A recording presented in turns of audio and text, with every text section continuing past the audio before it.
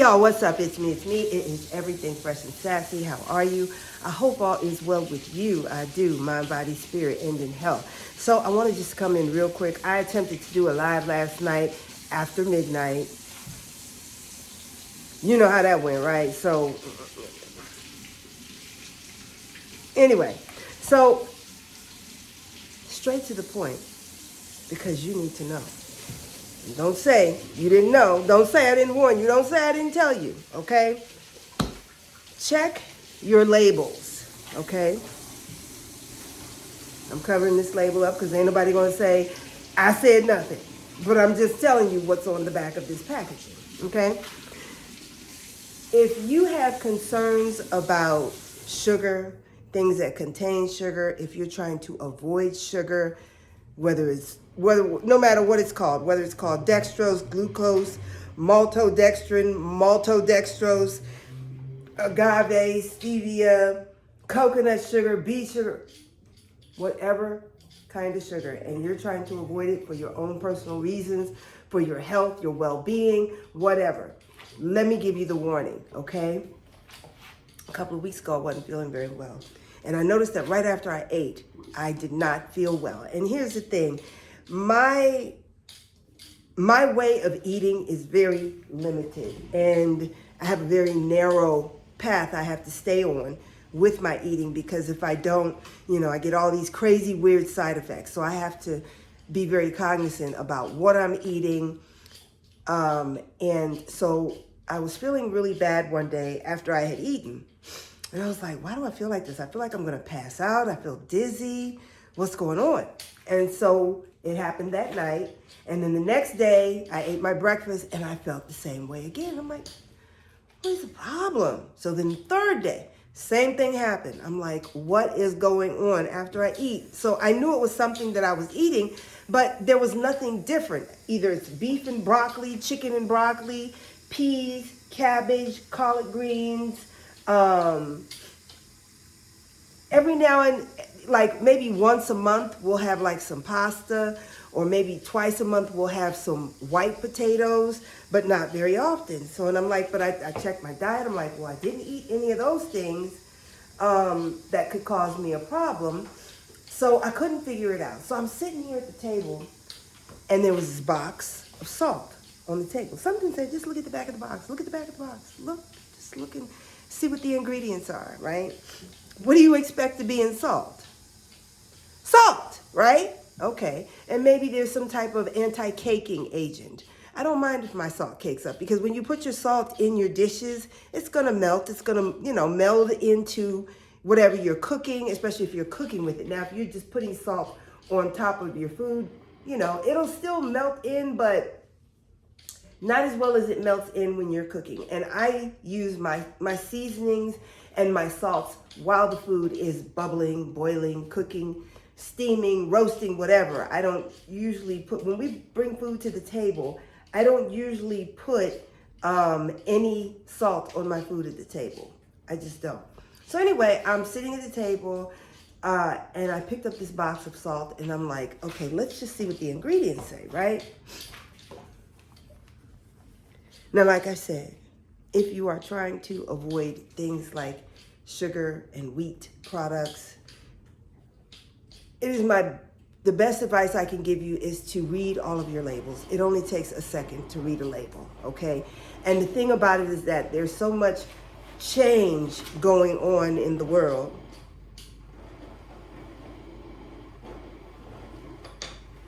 There's so much change going on in the world. You have to stay on top of the changes, because they're not telling us a lot of the changes that are being made. So I looked at the back of this label at the ingredients. Where are the ingredients? Here we go, right here. And I would even venture to say everyone has used this product, this particular product. Right here. It says salt, calcium silicate. Calcium silicate is an anti-caking agent.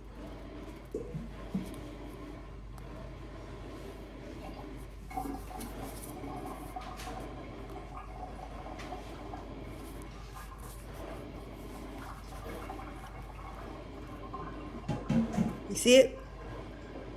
Dextrose, potassium iodide. Now, the potassium iodide is a part of what they say is necessary for us to be healthy. The iodide is the iodine that we need, that we get from fish and shellfish. And this is part of some of the minerals that we need to be and stay healthy. So, okay, I can understand the iodide.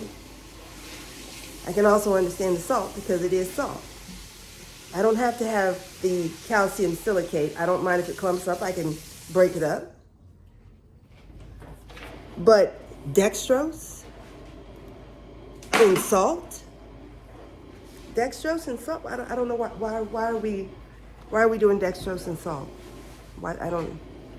And then where it says calories here, total fat 0, sodium 590 milligrams, total carbohydrate 0, protein 0, iodine 68 micrograms. Okay, but what about the dextrose? Why is there no indication of how much dextrose is in this salt? Now, I'm sure the first answer would be, well, it's so nominal that according to the powers that be, they say we don't have to list how much dextrose is in the salt.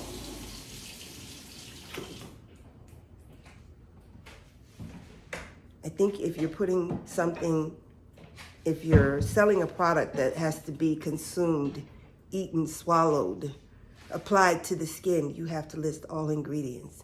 And I think you have to list them in the amounts that are contained therein. But anyway, there you have it. Check your labels, all right? So, needless to say, this, didn't mean to put that up there, but needless to say, this product is no longer of use to us. And I just went to the store a couple of weeks ago, or a week ago, and bought another brand, and I checked the label before I bought it, and it says ingredients, sea salt. That's all I want to see, that's all I want to know. Sea salt, that's it.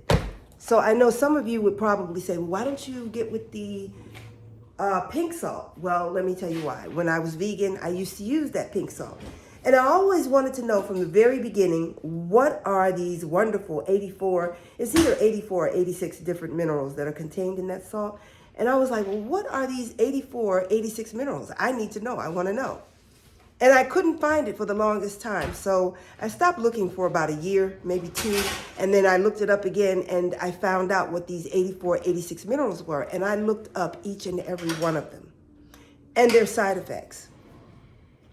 There are at least 8 minerals contained in that salt that are not healthy for us in any amount. In any amount. You hear what I'm saying? So if there's one little grain, got a fly in here. If there's one little grain of one of these minerals that we're not supposed to have in any amount, it's too much. You understand what I'm saying? One small grain is too much if they say it's not healthy in any amount, in any capacity. In the smallest amounts, these minerals are not healthy for us. Yet, this pink salt is being touted as, oh, it's got all these minerals, it's great, it's good, we got to get it, we got to have it. So that's why I don't do the pink salt, because there are at least 11 ingredients in that pink salt that are not good for us in any amount. So check your labels. Things are changing. You're not always going to be told about the changes. You have to be vigilant about the things that you consume. And not only the things that you put in your mouth, the things that you put on your skin. This is soap. Looks like it's written in Korean, I'm guessing. All right, this is soap. On this label, it says excessive use or prolonged exposure may cause some adverse reactions. It doesn't say what the adverse reactions are, but it's right here. Number 4. Read it for yourself. So I Googled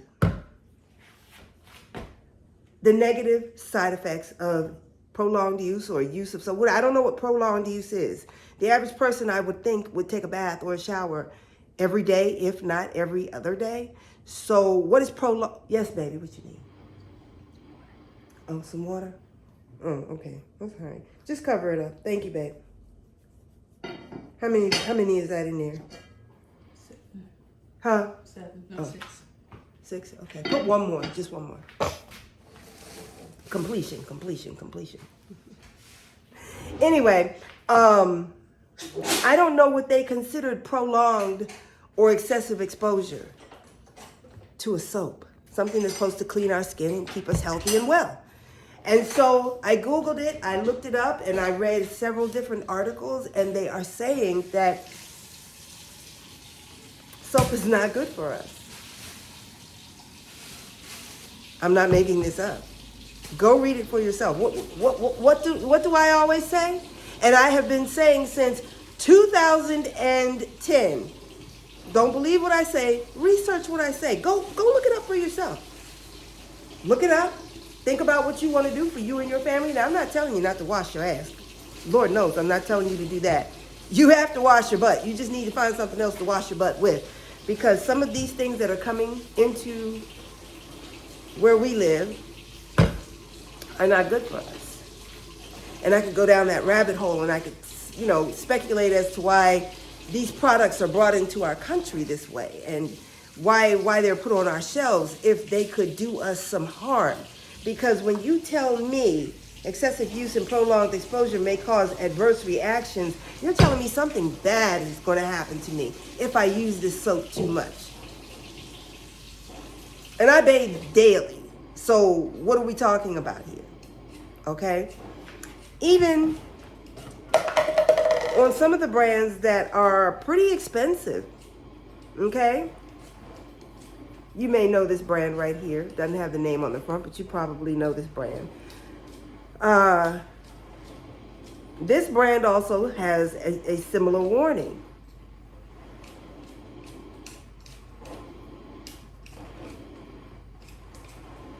Use only as directed. It says, okay, caution, use only as directed, period. Excessive use or prolonged exposure may cause irritation to skin and urinary tract.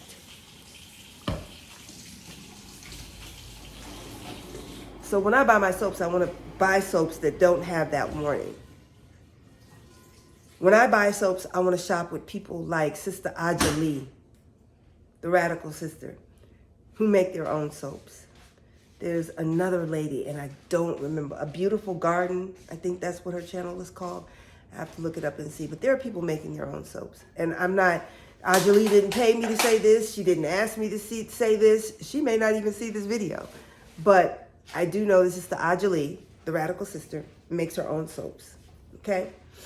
And she thinks about our health and our well-being when making these soaps for us. Okay? But you got to read the labels. I didn't know there was such a warning on the label. I did not know that if I Googled the dangers of using soap, that I was going to find something that would say to me, using soap is dangerous to our health. This is what these things are saying that I'm reading, as a reference. This is what they're saying. That soap is not good for us. It causes issues with us trying to fight off infection. And I don't know if that's propaganda. I don't know what it is because, all these videos are popping up of people talking about they only bathe when they feel icky. Or what was the other video? They don't wash their legs or their feet because the soap runs down and the water runs down. Therefore, your legs and feet are being washed and cleaned and they don't wash or scrub their feet or legs. All these things, it's like, wash your butt, don't wash your butt. Wash your butt, you'll get sick if you wash your butt. Don't use soap, wash your butt. Don't use soap, excessive use, what's excessive use? Where are we going? What are we doing? Sometimes I don't know. Okay? But until I hear otherwise, I have to continue to wash my butt every day. And I have to make sure I'm safe washing my butt. And being safe also means reading the labels. It's important to read the labels, especially if you are shopping. Listen, this is super important. If you are shopping at those inexpensive stores, we'll leave it at that. If you're shopping at those inexpensive stores, buying meats, vegetables, anything that you would put in your mouth, anything that you would put on your skin, because listen, everything that you put on your skin is absorbed into your body, passes through your heart, your liver, your lungs, your kidneys, your spleen, it passes through everything. Your lotions, it's absorbed into your skin. Okay? Just like when you see these people who use the fentanyl, it's fentanyl, Fentanyl. I've picked up enough of those prescriptions. I know. Don't use it anymore. Because, well, that's a whole nother story. That's a whole nother story. But anyway, if you can take a fentanyl patch, open the blister, remove the patch, peel off the sticky side, and attach it to your skin, and in about 4 hours, be blasted out of your mind, floating on a cloud, okay? If something like that can just be laying on top of your skin, you haven't rubbed it in, you haven't massaged it in, but you just apply it to your skin, and you're blasted. This means everything permeates your skin. Everything gets absorbed into your system. Whether it's a lotion, a soap, a shampoo, a conditioner, a roll-on deodorant, a spray-on deodorant, doesn't matter. It all gets absorbed into your body. Read the labels. Make sure that what's contained therein is going to work best for you and yours. If it's not, find something different. Make your own. Buy something from somebody who's making a natural product. And you got to check behind them too, you know? Ask questions, okay? So I didn't want to make this video very long. I just wanted to put this out there because, you know, I didn't know. And I wonder how many other people don't know that their salt contains dextrose if they're having a problem with sugar. Okay, sugar makes me very ill. So the next day, I cooked a meal. I ate my meal. I was fine. I didn't feel like I was going to pass out. I didn't, you know, the last time it happened, I was driving. And I called my husband. I pulled over, and I said, "Honey, I think I'm going to pass out. I don't know what's wrong. I don't know what's going on, you know." But I was really scared. But I haven't had that happen. Hence the sea salt, okay? So I don't use that other salt anymore because it's got dextrose. And dextrose, if you look up dextrose, or if you say, "Hey Siri, what is dextrose?" She's gonna tell you dextrose is glucose. Glucose is sugar. And a lot of people are having issues with their sugar. There's a young lady here on YouTube. Her name is Curly Proverbs, like as in the Bible, Proverbs, Proverbs. She just got a diagnosis of prediabetes. She's vegan. Or let me just say she's at least, I don't know if she's vegan, vegetarian, raw, but I believe she does not eat any meat. And she has gotten a diagnosis of prediabetes.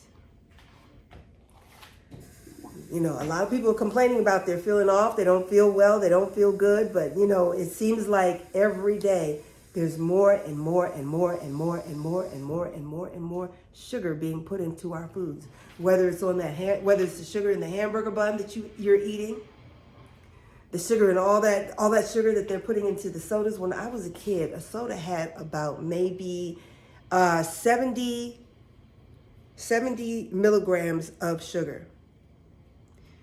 Sodas right now range anywhere from 270 up to 300 plus in sugar. I checked out some on the shelf. Why do we need more sugar every year? Why do they keep upping the sugar every year? How come those sodas were so good back then, way back then, and we drank them with 70 milligrams of sugar? Why do we have to up it another 200 milligrams? Why is there a rise and an increase in sugar? Watch the documentaries. Watch the doctors who have come to YouTube and talked about the dangers of sugar.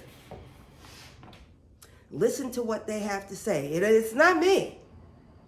Okay? Listen to what they have to say. Listen to what they're telling us about sugar, the dangers of sugar, especially if you're consuming, copious amounts of sugar. Listen to what they have to say. It's not me. It's not me. Don't believe what I say? Research what I say. I've been saying it since 2010, okay? It's not my phrase. I got it from a dear friend who's no longer with us. But you have to be careful. Oh, the other thing that I was about to say was that if you are shopping at these very inexpensive stores, buying meats and vegetables or anything that you have to put in your mouth, put on your body, anything that you have to consume in any way, okay? Read the label. Read the label. The most toxic things seem to end up there. Why? Because who's shopping at those stores? Those with very little population reduction. How do you do that? Put it together. I just gave you some pieces to a puzzle. Put them together.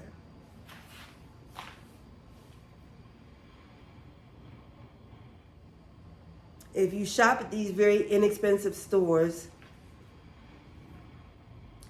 and they're selling you a product that was one thing and now it's something else, well, why didn't you leave it as the one thing? Why did you grind it up?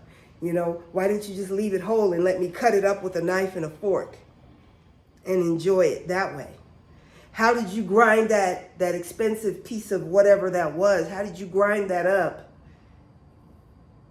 and then put it in a package and charge me less for that product when I know how much that product is when it's whole?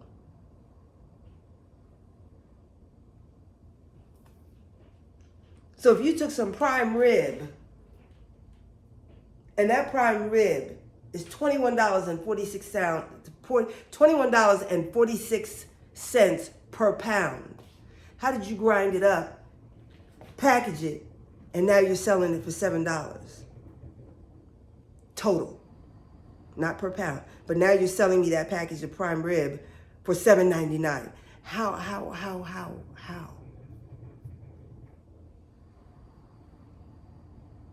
What else is in there? What else fell in there? Be careful. You might be up all night. You might be up for the next 2 or 3 nights, holding your belly, wondering what the is wrong, calling on Yahweh to come send you some help, okay? I would rather pay the price for what I believe are the best cuts of whatever, the best products, especially when I have to put it in my mouth. I feel no sense of glory because I saved $30 by buying this product at this store, the very inexpensive store, okay? I feel no sense of glory when my family's bent over the toilet and sick. I used to say, you're either going to pay now or you're going to pay later, okay? Buy the cheap stuff. Eat it. You're either going to have to pay because you got sick.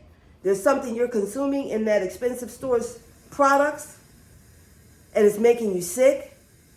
And you got to pay. Look, you're either going to pay for the good food or you're going to pay later buying the inexpensive food. Think about it. Think about it. Pay now or pay later. Oh, you saved $20 or $30 on that piece of meat. Oh, okay. But if it means me being sick for the next day, 2 or 3, I didn't win. I didn't win. Take care of yourself and your family. Read and reread those labels. Things are changing and they're not telling us everything about the changes. Okay, so they listed the sugar, they listed the fact that there's sugar in here. Okay, but they didn't list how much. They listed the fact that prolonged and excessive use could be a problem, but they didn't say what prolonged meant. Are you saying I have to wash this stuff off my skin after 5 minutes? Are you saying I should only use this soap 3 or 4 times a week? There's probably a phone number on here where you can call and ask questions, because they don't want to write everything down for you. You know, because once you put it in writing, it immortalizes it, and then it can be used in a court of law. Read and reread, check and recheck. Think about what you're putting in and on your body. What you put in your mouth affects your performance each and every day, okay?